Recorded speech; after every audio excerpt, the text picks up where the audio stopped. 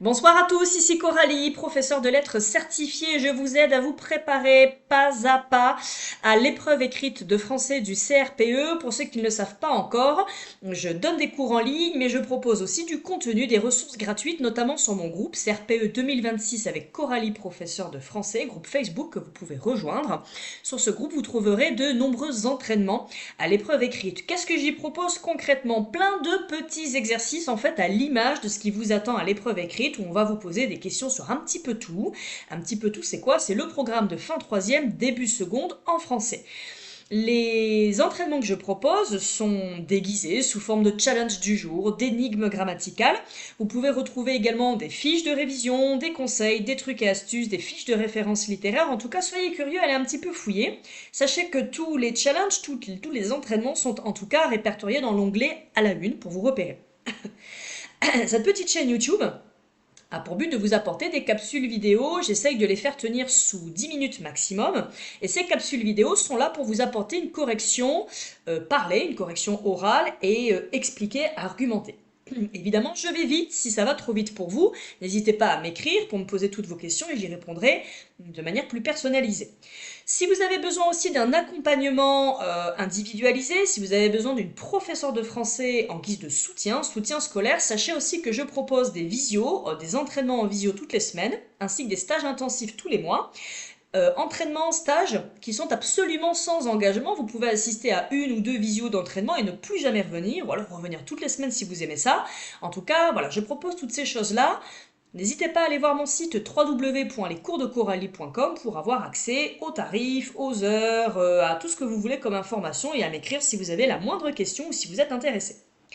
Aujourd'hui, je fais cette capsule vidéo aujourd'hui 5 mai, mais c'est en réalité un challenge que j'avais publié le 7 février sur le groupe.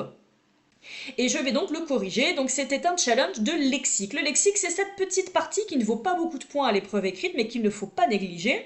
On va vraisemblablement, pas tout le temps, mais vraisemblablement vous demander d'étudier les fameux procédés littéraires. On dit encore des procédés d'écriture, des procédés stylistiques dans le texte que l'on va vous donner au départ. Alors rassurez-vous, je ne pense pas qu'on vous mette du Joachim du Bellay le jour du CRPE.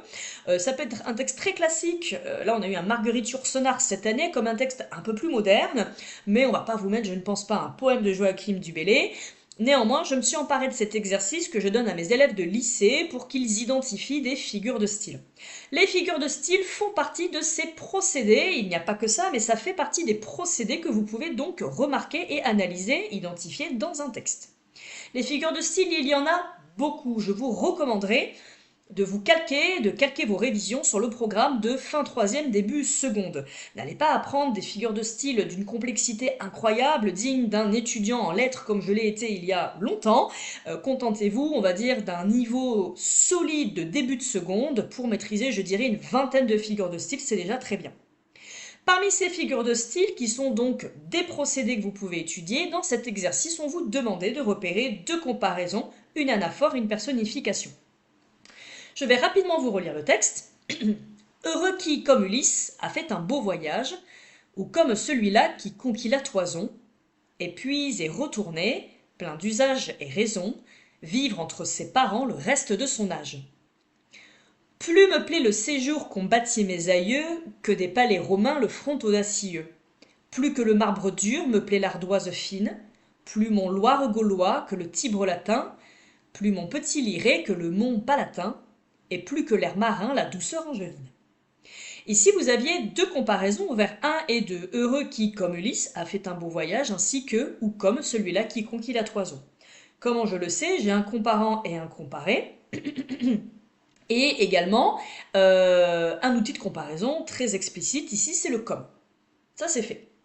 L'anaphore consiste à répéter en tête de vers, en tête de phrase ou en tête de groupe de mots, un mot ou plusieurs. Ici, on l'observe avec l'adverbe plus. Plus me plaît, plus que, plus mon Loire, plus mon petit Liré.